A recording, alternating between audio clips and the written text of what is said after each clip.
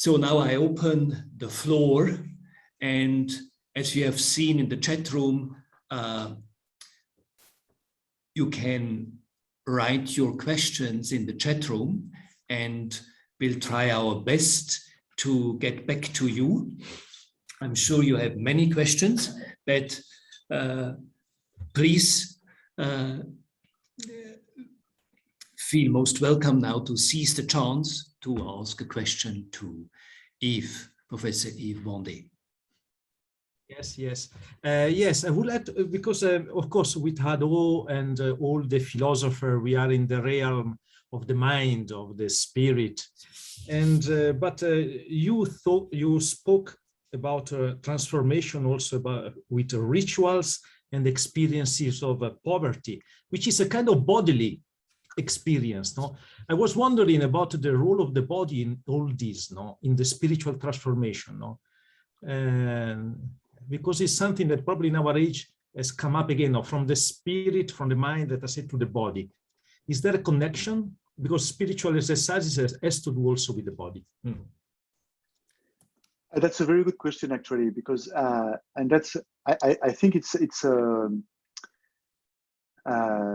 I don't want to be too, because this would need much further research, and maybe we can discuss about it. But to put it in a very blunt and very simplistic way, I think Hadot and Michel Foucault are much more focusing on the spiritual transformation, because they are based on a Greek understanding of the transformation.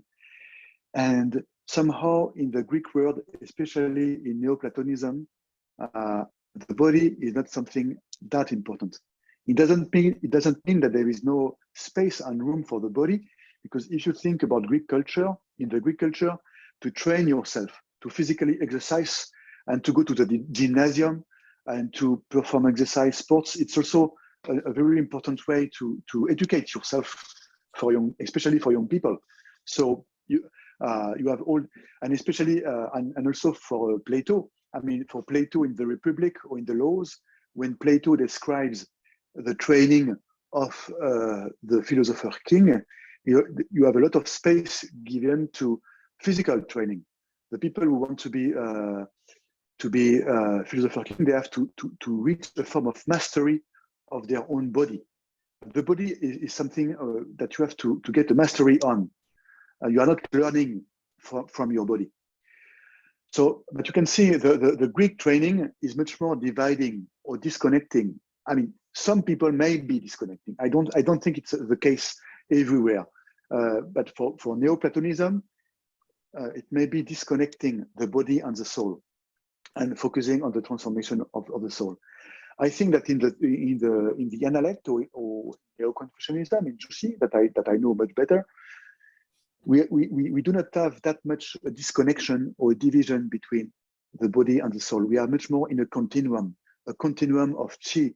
My soul and my body are composed of something continuous, which means that when I am transforming the body, something is going to happen in my soul.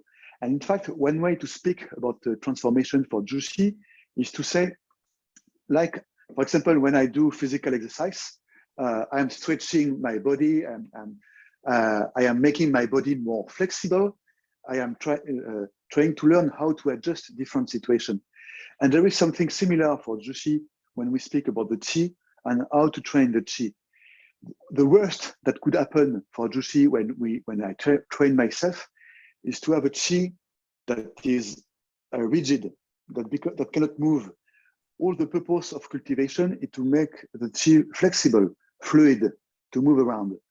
And I think this is very interesting, because it says also something about our spirit.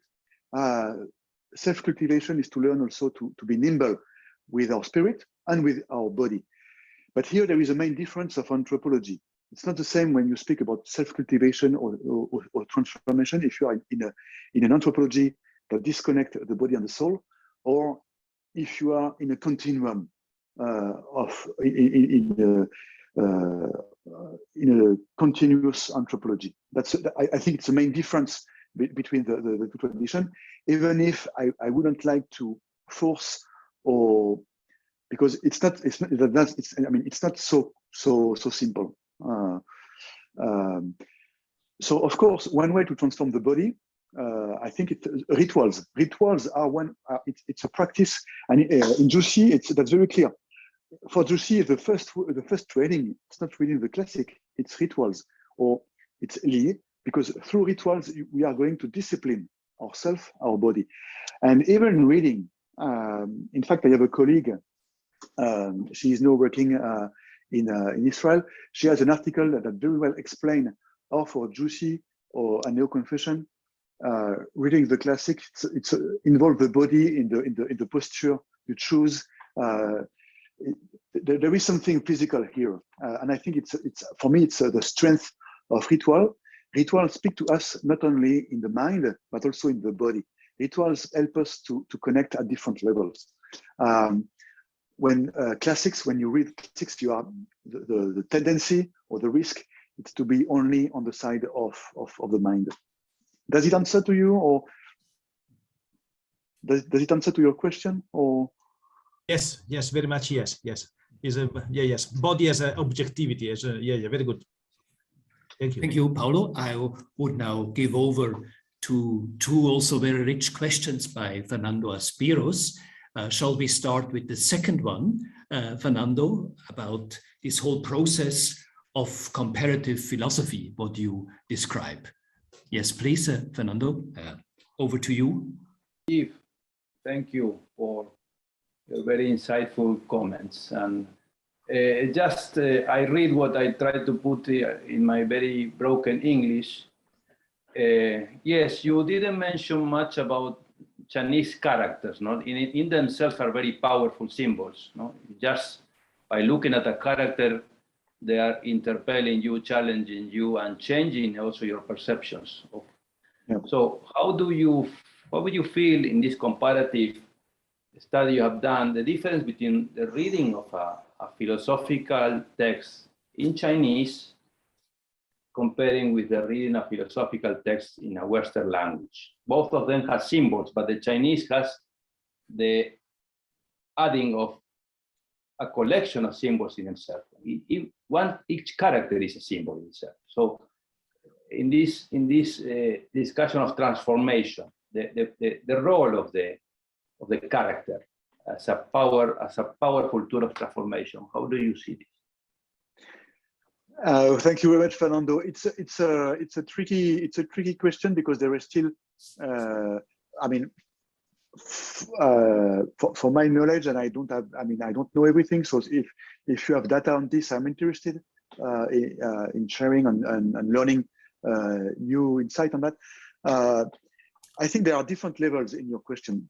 The first one is, we can say at the most basic level, it's true that in Chinese, when you do calligraphy, and traditionally all scholars are first calligraphers, calligraphy, or to exercise calligraphy, there is a spiritual dimension in this practice. So for sure, you cannot say the same in Greek or in English or in French. I do not know any French scholar or Western scholar who is doing who can experience something exactly similar writing French or Latin or Greek or whatever. So yeah, for sure, at this level, there is no comparison possible. The symbolism and the practice involved are very different. That's the first level. There is another level, which is what's going on in our mind when we are reading a book. And in fact, here, I remember reading, I don't think that from the neuroscience perspective, I do not have this data, but if you have it, or if someone in the room has this data, I am eager to learn about it. But I have never found an article showing that the mental process going on in our mind when someone is reading Chinese or reading another language is different. Mm-hmm. In the sense that the mental activities, the way or the activity of the brain, it's the same zone. Is it exactly the same activity? I'm not able to answer that. Is it different? I'm not able to answer that. Now, there is one thing. Whether in Greek or in Chinese, when you put yourself in a process, and not at a word level, but at a sentence level, at a text level, and a text with a context. At this level, so you have word, sentence, text, and a context. And when you put yourself as at the fourth level of trying to read a text back in its context and trying to get the main meaning of it, at this level, I can, whether in Zhu Xi or in Chinese philosophers' text, I think they describe something.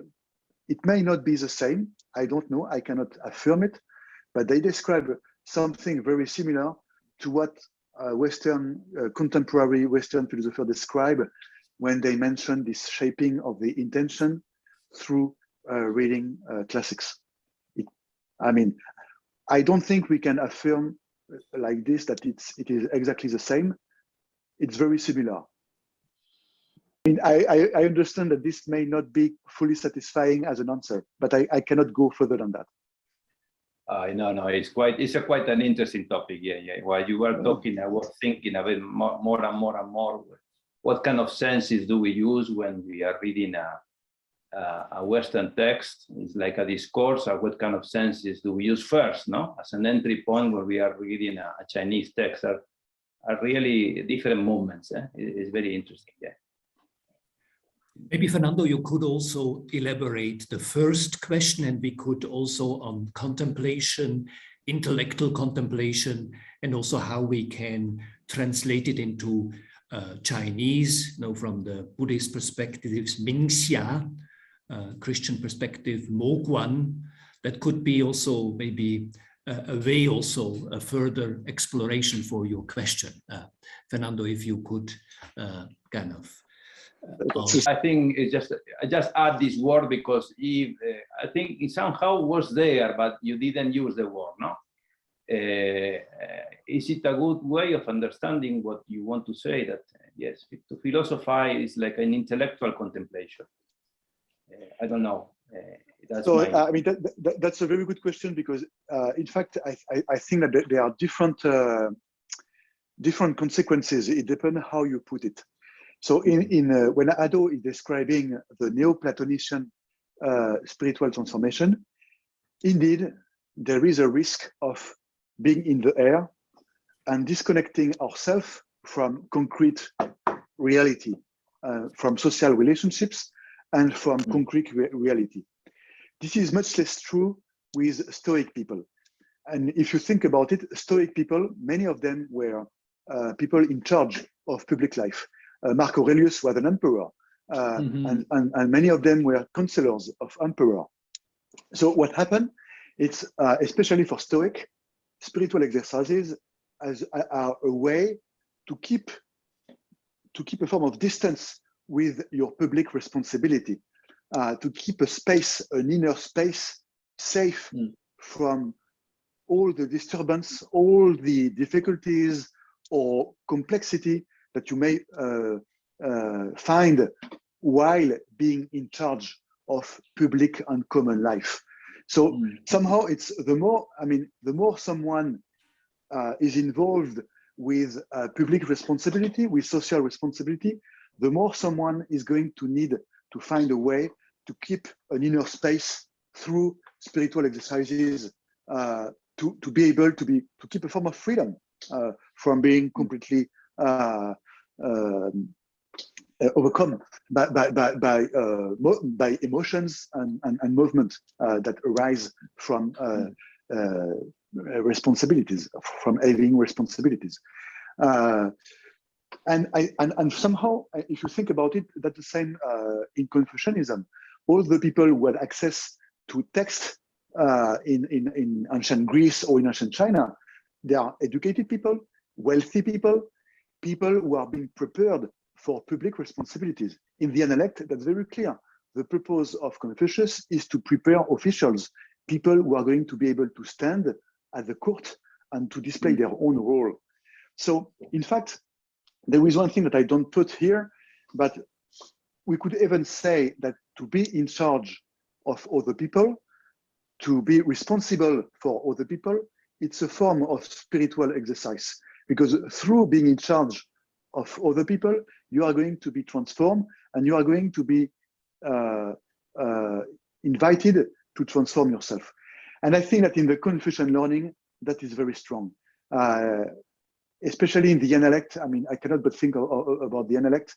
In the intellect, to be in charge of other people, to be committed with common reality, it's a spiritual exercise.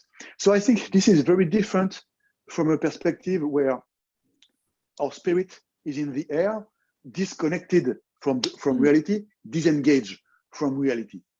But that's true, it's a risk, and that's a tendency in using spiritual exercises, to use them as a way to disengage ourselves from reality, and sometimes to disconnect and to be in the air somewhere like here without concrete unreal involvement.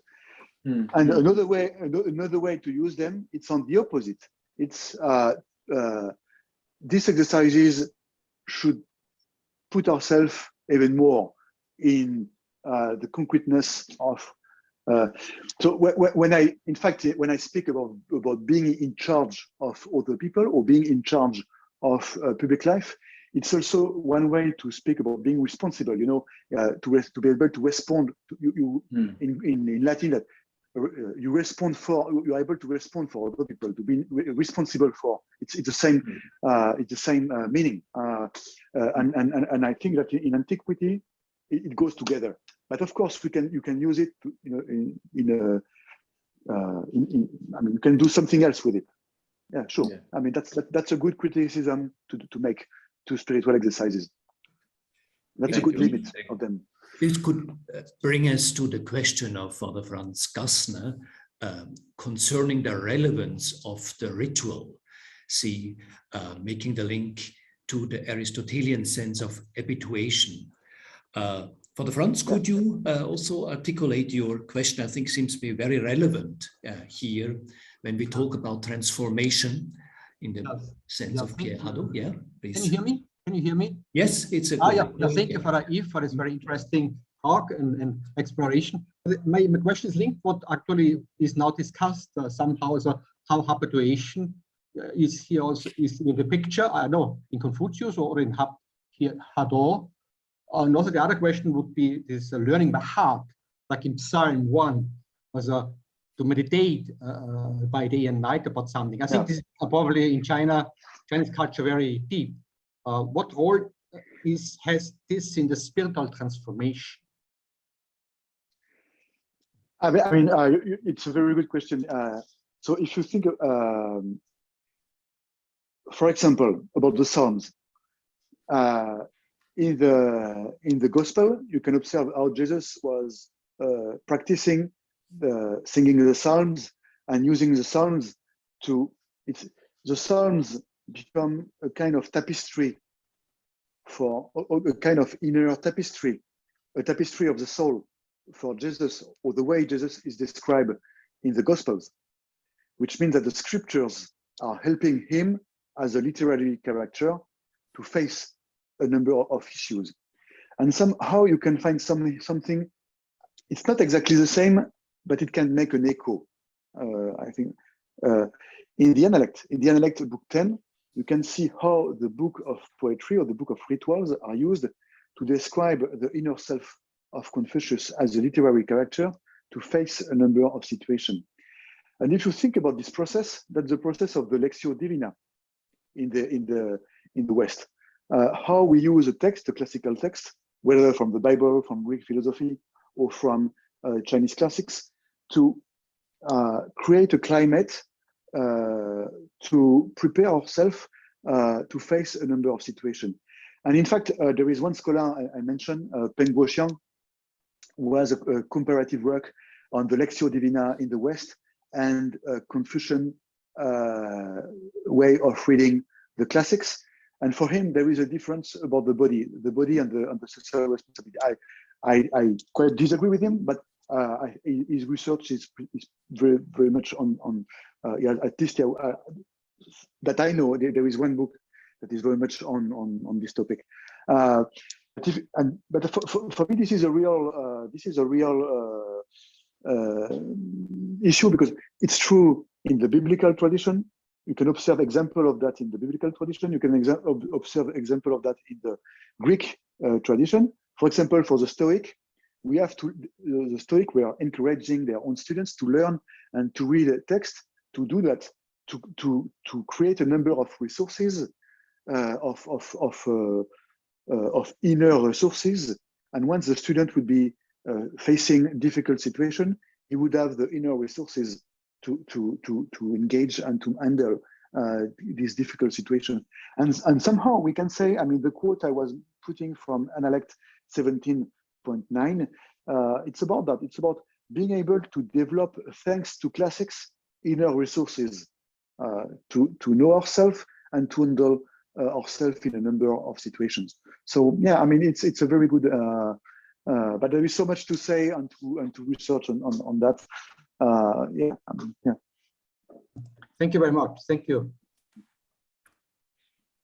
Now, Yves, shall we move to the question of Bishop Tony Jamnik? Can you repeat the process of practice philosophy as a way of life? Tony, may I give you floor to you with this, I think, also very relevant question, how this is properly developed. Thank you very much, Uwe.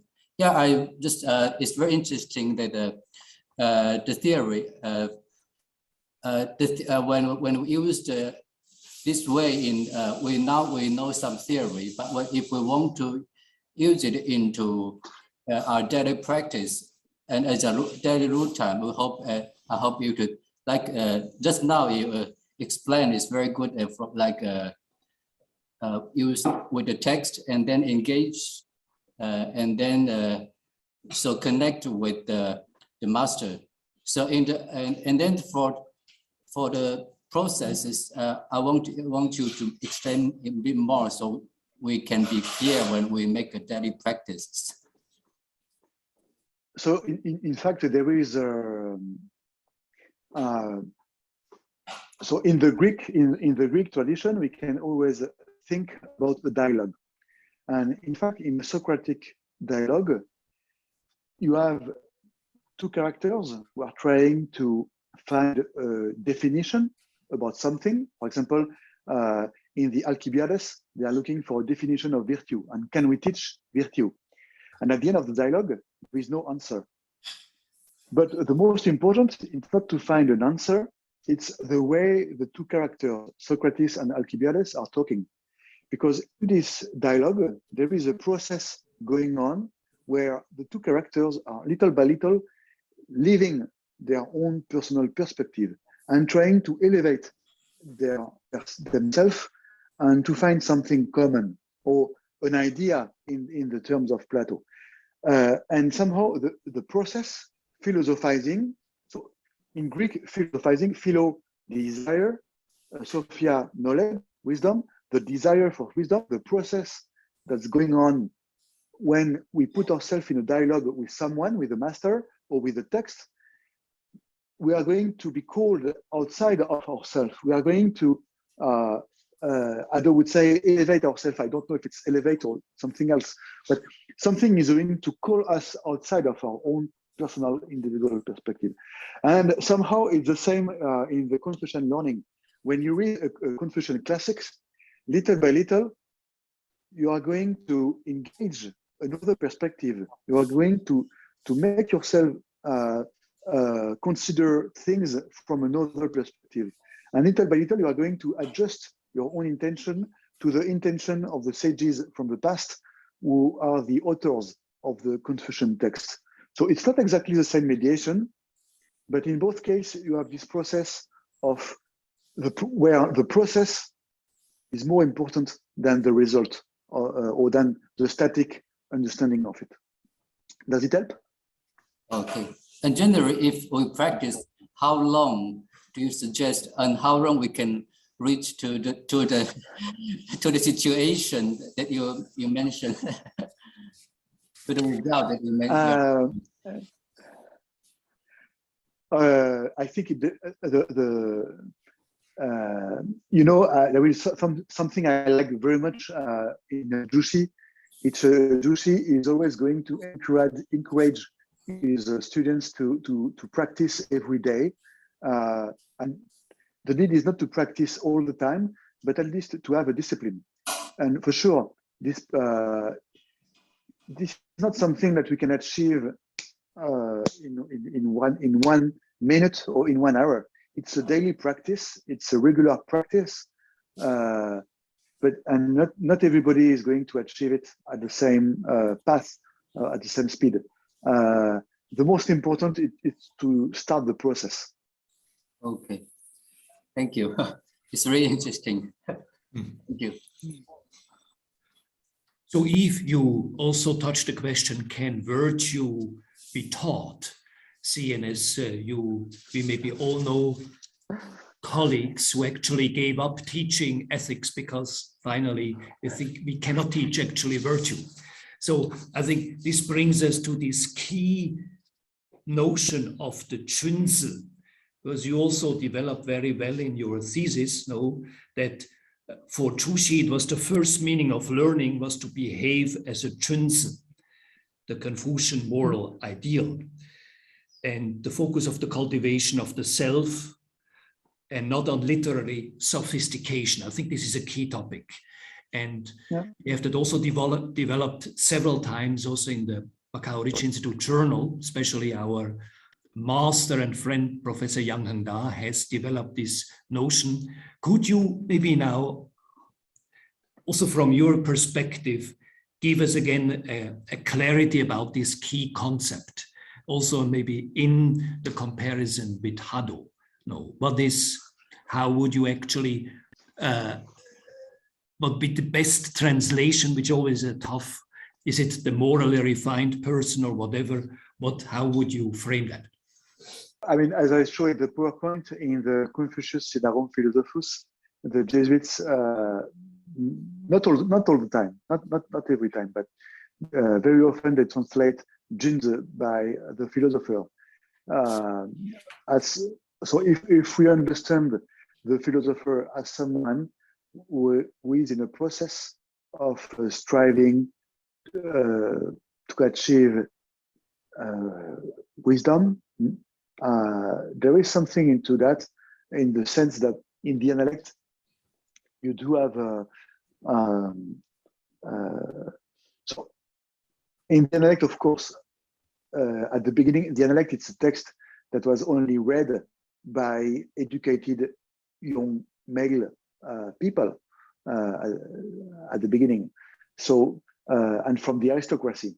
So Junzi, but there is a Junzi. It's originally someone who comes from the aristocracy. It's also a ruler, someone who is going to be prepared for government.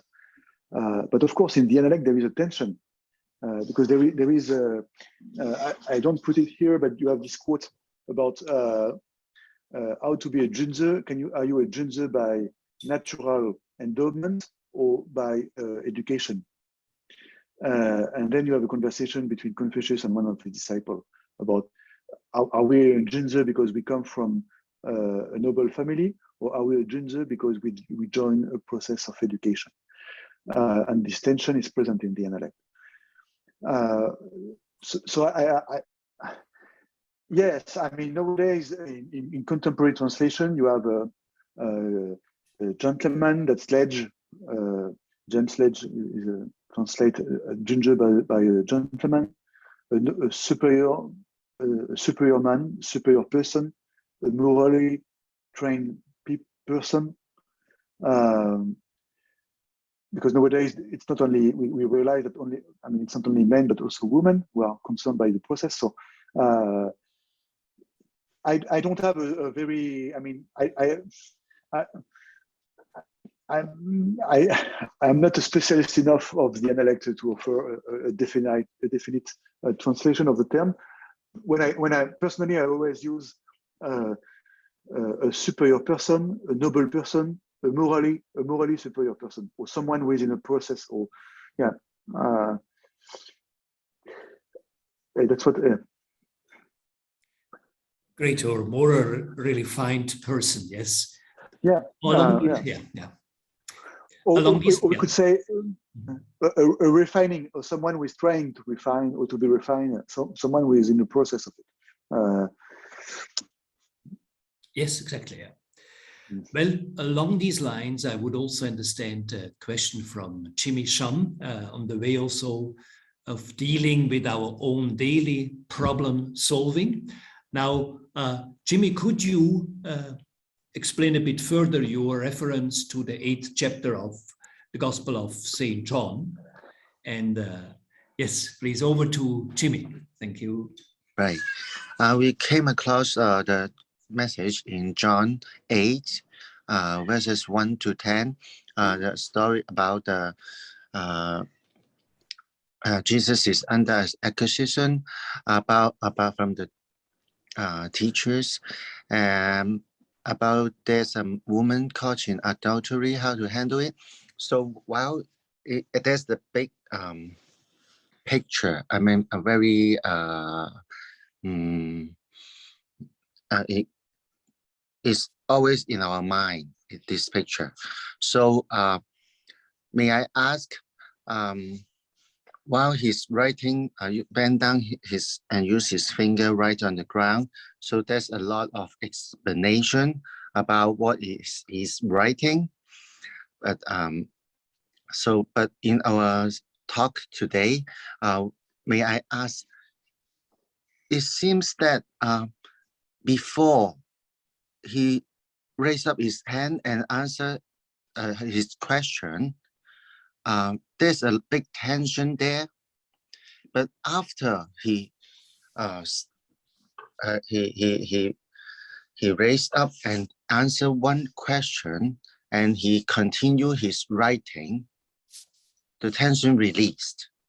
So I would like to ask, this is a very good way to, may I know what's your explanation about it? Thank you very much, because you are asking a question that is related with the one that Professor Rotling was doing.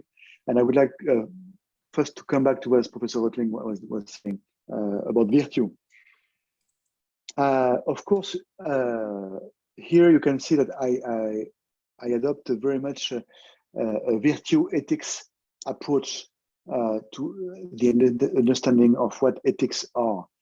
I'm not much interested in understanding ethics in deciding or determining what is wrong and what is right, or what is, or in terms of obligations. I think it's much more interesting to understand ethics in which kind of person do I want to become, how do I want to build my character, how do I want to build or to take decisions, what is a narrative I want to make about myself and my life, and not am I doing good or bad or evil. So here, I think that we, continuing on your question, I think that that's one of the issue of this passage of the gospel. If you read it from a perspective of what is wrong and what is good, what is right, that's one ethical approach to it. It's not mine.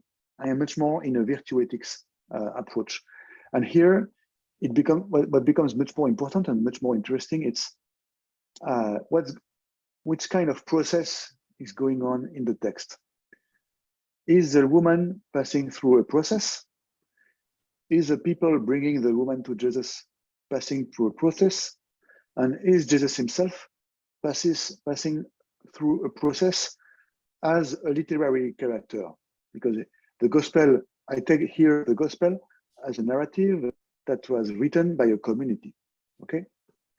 So, yes, the narrative as itself describes Jesus as passing through a process. And that would be my answer to you. I think that in ethics, it's much more interesting to pay attention to the person we are becoming rather than are we doing right or wrong. And Stefan, I guess you are familiar with this type of perspectives, no? No, I'm fascinated that Jimmy revealed us an aspect of this story usually we overlook. So it's fascinating, you know, and yes, can inspire us to think more on terms, a line of virtue ethics, which process it involves, so that people, they are not just simply taught, but are involved in a process of wisdom. I think there the 8th chapter of St. John is certainly an excellent example. But we want to give also the floor that there are certainly others who want to ask a question. You can just step into the picture, so to speak. Yes, this is Jane. Hi, Jane. Hi, I'd like to ask a question. I mean, I'm not sure whether I'm correct or not. You pick Zhu Xi as a way to compare of the Chinese philosophy and the transformation. I'm just thinking about, because of the Greek philosophy of the dualism, the separation between the matter and the mental and the spirit thing. How about Wang Yangming? I think it's also Song Dynasty, right? I'm not sure because good. Yeah. Okay, Wang Yangming talk about the heart. No, Zhu Xi, you mentioned about Zha Mi, Gap Mat Kong Lei. That means we have to examine the matter by reasons. Okay, but how about if we talk about transformation, spiritual transformation? There is something that from the heart, like Ignatian examine of consolation, desolation, and the feeling part of feeling peaceful in mind. So I like to ask, how do you balance the two things, that about rationality and heart? I mean, the head and the heart, in terms of the Chinese philosophy and its relationship with spiritual transformation. Thank you very much. So first, I would like to say that in China, you have several scholars who have been doing or using Wang Yangming to compare spiritual exercises and more broadly Li Xue. I know very little about Wang Yangming himself and this area. But I know that some people have been doing investigation on that, on the possible connections between both. Now there is a choice. In philosophy, sometimes it's not a matter of reasoning, it's a matter of making a choice. And when I was, and I have a choice here, which is to choose Li Xue to as an interlocutor in the Chinese tradition. Why do I choose Li Xue and not Xi Xue? For me, there is something very important in spiritual transformation. It's the mediation, the means you take or you enact to pass through a process, and that's a choice. And you can disagree with me. I'm perfectly comfortable with that. But for me, there is something I enjoy very much in Zhu Xi, which is he pays a lot of attention to mediations, to means. So classics, rituals, having responsibility, structures, cultural structures,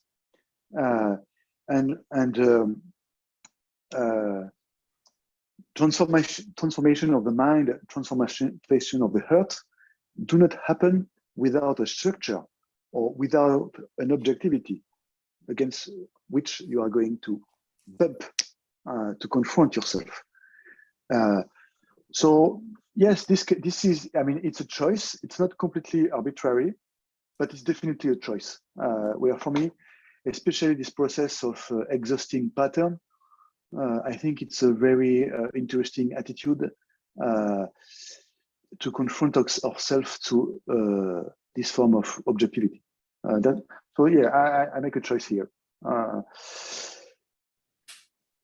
Now, about the anthropology at stake, I think there is a.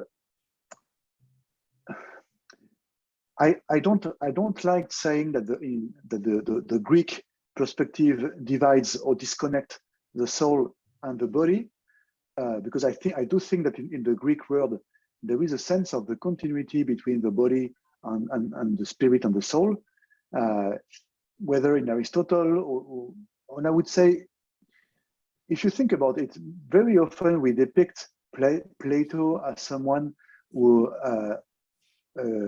contempts or despises the body, but at the same time, in the training, in the way Plato conceives education, the philosopher king should be training his body for years and should be able to.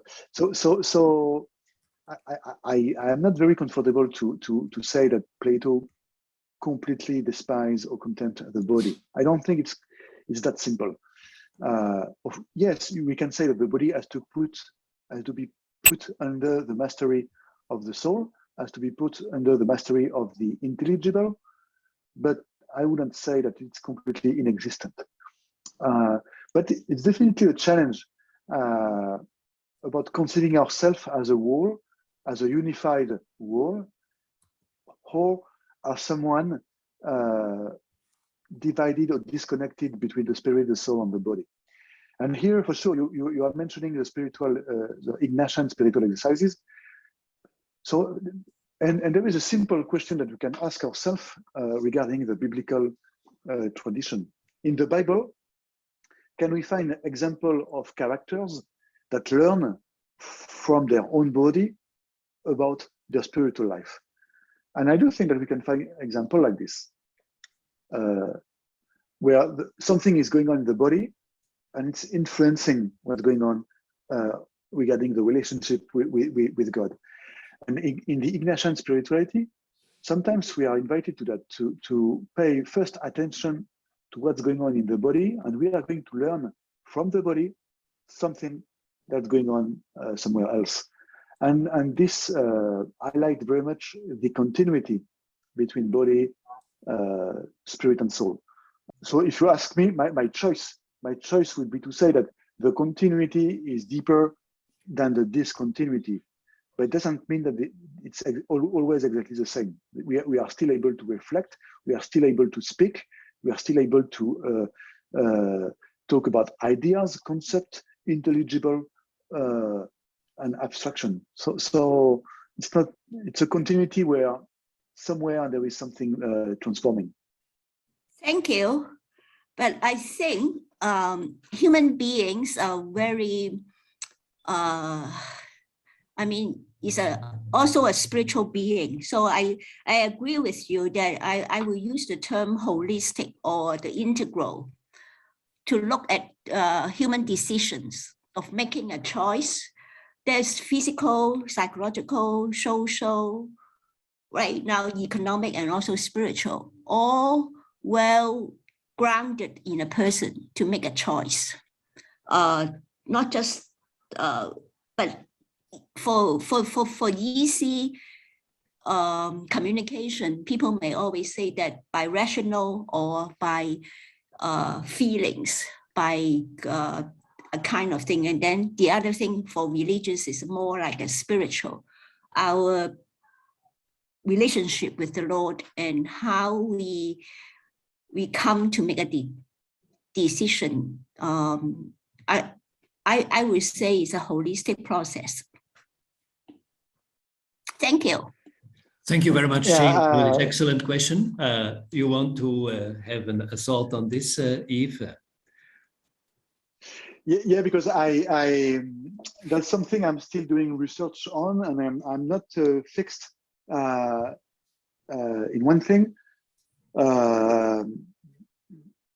because I think that we live in a time where we are much more conscious of the different layers and the continuity between what's going on in my body. For example, if I am thirsty or if I want to eat, it's much more difficult to think about abstract concept, and my body is kind of influencing my spirit.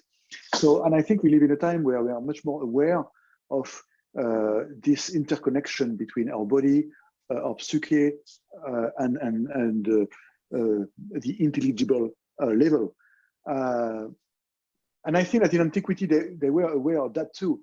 Of course, we need to talk, when we need to speak about things, when we need to talk, we need to use a language. And in the language, we are using different terms to refer to different things. And at the same time, we know that this language is not completely the reality, or it's a way to describe reality.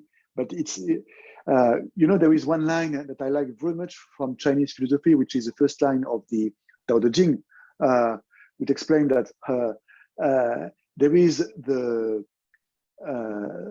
continuum and the dynamism of life, and language is trying to describe it. And we need to talk, and we need to, as we are human beings, we need to be able to reach a level of abstraction about it. And at the same time, we always have to keep in mind that language is a little bit different from this dynamism. It's an image of it. It's not exactly the same. So yeah. Thank you. Thank you. Is there maybe any last burning question you would like to ask Professor Yves Vendé? Does not seem to be the case, so but I had already very positive feedbacks on the chat room, and I think Yves, I think it was an excellent and inspiring lecture. Thank you very much, and I hope we can continue this dialogue also with the upcoming fora we have planned in this line of designation year when we reflect about spiritual transformation. So in February will be Professor Edmund A. will further also explore this link between Aristotelian ethics and Confucian ethics. In March will be Dr. Bernard Lee from Oxford University, who focuses on decisive factors of Jesuit higher education, focused on servant leadership. So, but for today, thanks very, very much, Yves. Maybe you want to have a last word, insight you want to share with everybody, please. No, thank you very much for inviting me today, and for pointing out some areas of, I mean, there are several directions to develop this research, and well, thanks for the exchange and for the questions. Great.